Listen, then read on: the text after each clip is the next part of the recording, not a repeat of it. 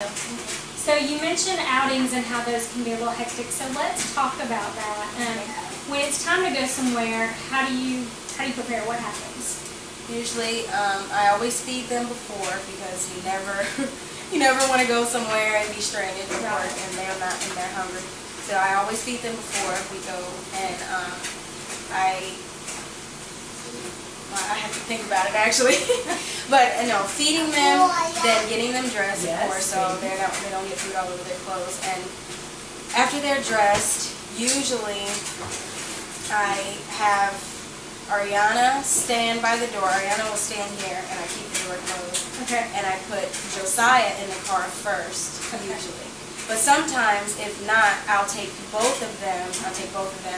Tell Josiah, get in the car. He climbs up in his seat, and that gives me time. While he's climbing in his seat and sitting down, that'll give me time to take Ariana and put her in her car seat.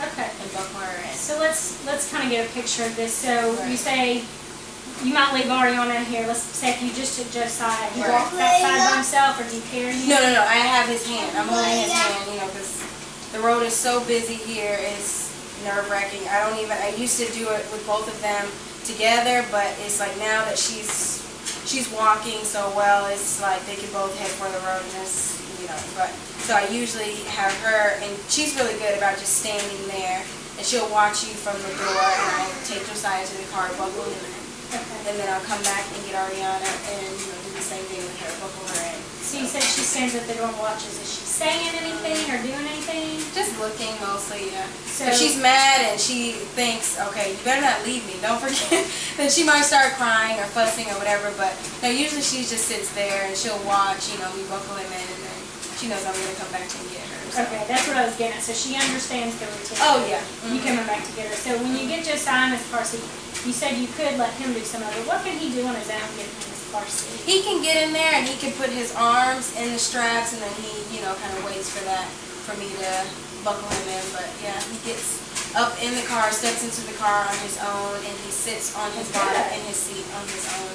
And then usually he'll put his arms through the straps, and I just buckle him in. So it would be nice if he could buckle himself. Yeah. Yeah, wouldn't it? But then it's scary because if they can unbuckle themselves, I don't know, that could be scary at the same time too. It could, yeah, I guess so. Okay, so you come back and get her. Do the same thing. Ariana, I'm trying to, she's very dependent, more independent on me, and just things like carrying her to the car, I'm trying to stop doing that, having her walk with me more and not carrying her as much. How's that going? It's going pretty good. Okay, she doesn't like outside very much. She's not like Josiah. Josiah likes to run and play more, but she doesn't like the rocks or the grass. It's very, flat surface she's more comfortable with, of course. But so I'm doing that more with her so that she can get more comfortable with walking on her own. Of course, holding her hand and stuff, but walking on her own and helping her down the stairs, and because anything where the floor looks different, she feels uncomfortable. She's just starting to get comfortable just walking over a little threshold, I guess, Right. So trying to get her more comfortable with that, having her walk, and of course sometimes you forget and you just pick them up and put them in the car yourself, but how is she doing with the stairs outside? There's, 3 or 4 stairs? Yeah, the very first step where the concrete is, it's very high, so she can't really do that one by herself. But the other 2, she'll crawl up on her own. She's crawling? Before, she would just cry. She didn't even want to try and do it, so she's doing it. So she's crawling up. How is she going down? She's going down backwards. Backwards crawling? Yeah. Like she does down the stairs. She'll do backwards crawling down the stairs. So. Good. So that's allowing her some control. Doesn't seem to bother her, the wood and all? Not as much. And that's because I'm pushing her to do it more. Before, I would see she'd get upset, and I just pick her up and not have her do it. But now, I'm pushing her more to do it on her own. I'll come to the top of the stairs, tell her, come on, let's go, and she'll come up eventually. She may not like it. She doesn't like I said, she doesn't like certain things the way they feel, but she's doing much better. She's getting better. Good for you, though. I know that's hard when it it's your took baby. long enough. It took long enough. I know when that's your baby, that's hard. Yeah. So good for you. Okay, so you've got them buckled in the car. Now what happens? Now, usually we leave, and like I said, depending on if they haven't had it, I try not to go if they don't have a nap or go so close to nap time, because if I go somewhere, it's usually right after we eat breakfast or after nap time, because during the middle it's very chaotic in the car. So you really have to plan your trips out, don't you? Oh yeah. It can be very chaotic in the car and very, because they want to go to sleep in the car and they get sleepy, and then by the time they start falling asleep, then we're getting there and they have to wake up. So usually I try not to let them go to sleep in the car. So what do you do to keep them from going to sleep? We sing songs, or I turn on I have their Bible songs on, playing or whatever, or we talk about what's outside. We have horses down here. There's people who have horses, and Josiah will see the horse, or we'll talk about the cars passing by and stuff like that. So when you say we talk about it, what kind of words are Josiah or Ariana using? Are they Josiah, horsey, doggy, car. Josiah says car. He's not really saying truck, but he'll say things like that, horsey, doggy, if he sees, somebody has their dog in the car or whatever, or we'll he talk can name it without invitation. He'll name it on his own. He'll see it and he'll talk about it. Very good. What about Ariana? What's she doing? Not really so much. She's so entertained and enthralled with Josiah. She'll look over at him and they'll laugh and stuff like that. Or she loves to just clap her hands or dabble in the back. That's usually what she does. Or we have the music playing. She'll rock back and forth to the music and stuff like that. Yeah. So is he engaging with the music also? Oh yeah. Josiah loves to sing. He loves to sing the songs and. Does he know the words? Oh yeah. Good. He's not really. It's not very clear, but he knows. He'll do his best to enunciate as well as he can. That's cute. So how long will they do this? I mean, what's a typical car ride for you? About no more than about 10 or 15 minutes. The farthest that I usually go on a regular basis is probably maybe Gun Barrel, or maybe like we went to Sam's today. That's a little bit farther, but I usually don't go any farther than that, around Target and stuff like that or whatever, so it usually doesn't have to be any farther than that, like 10 or 15 minutes. What if it's a longer car ride? What does that look like? Like I said, it can depend, because Erlanger would probably be the farthest, with her doctor's appointments and things like that. And Erlanger is about 40 minutes. It takes me about 40 minutes. I usually leave an hour before. Yeah, with no traffic. Yeah. So I usually leave an hour before every appointment. But if it's really long like that, then I usually take a snack or something like that. Cheerios for them to eat, and they have little cups.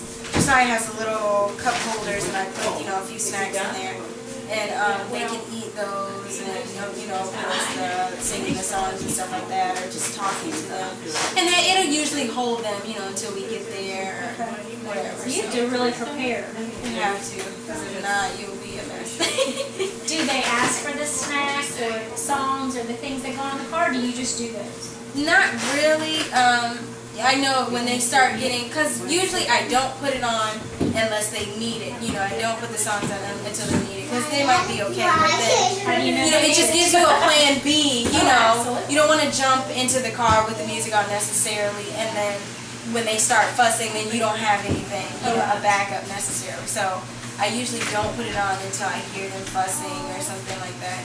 They're getting a little bit irritated. What does their fussing sound like? Josiah will get, So he's not saying any words specifically. He's just making noise. Or Ariana, she's more laid back than Josiah, so she hardly ever, does that so much. But Josiah's the one. He'll get kind of irritated a little bit quicker, and like if I stop at a light and he thinks we're gonna get out, he thinks that we're there, and then the car keeps going, then he gets mad. He'll get irritated because, okay, I thought we were gonna get out, but we're not getting out. He's ready to go. Yeah. So when he gets irritated, what does that look like? He's screaming, he gets mad, and sometimes he'll calm down, sometimes he's okay, and like I said, I try and always keep in the diaper bag, either Cheerios or little crackers or something, or their sippy cup or something, and that'll pacify him a little bit. And like I said, we usually don't drive more than 10 or 15 minutes, so that'll give us just enough time to get to where we need to be and keep him pretty calm. So. And are you able to give him the stuff while you're driving, or do you have it? Yeah, usually I have it in the front with me. That way they won't see it, because as soon as they see it, they're going to want it. But I have it in the front with me, and I can reach back. Yeah. Anything with car rides that's going on a typical car ride that you'd like to see different than what's happening now? You know what? Josiah takes off his shoes all the time.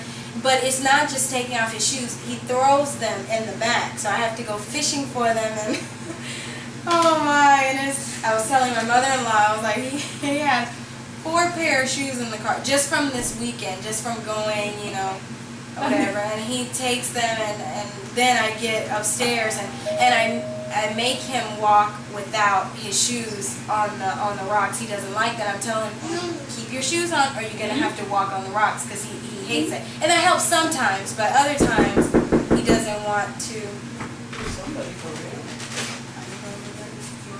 Check, that's fine. Check out the window, Miss Jill. See who. I have no clue who that is. Was Miss Dawn coming? It's Larry's heating that here. Is the air guy? Well, we'll just. Do you want to go? We can go upstairs if you want. Well, you told me pretty much about, so you want him to not throw his shoes in the back. Yeah. So if you had to rate this time then, you know, the time you get there the time you get ready to leave till the time you get there, what would you give this rating? I would say that one is more of like a 2. I would say that's the one that I struggle with more. And you don't have the control of height. You don't have the control of, you know, I don't know. It's a lot harder. You're so much more limited, you know, trying to concentrate on the ride and things like that and stuff. So. Okay.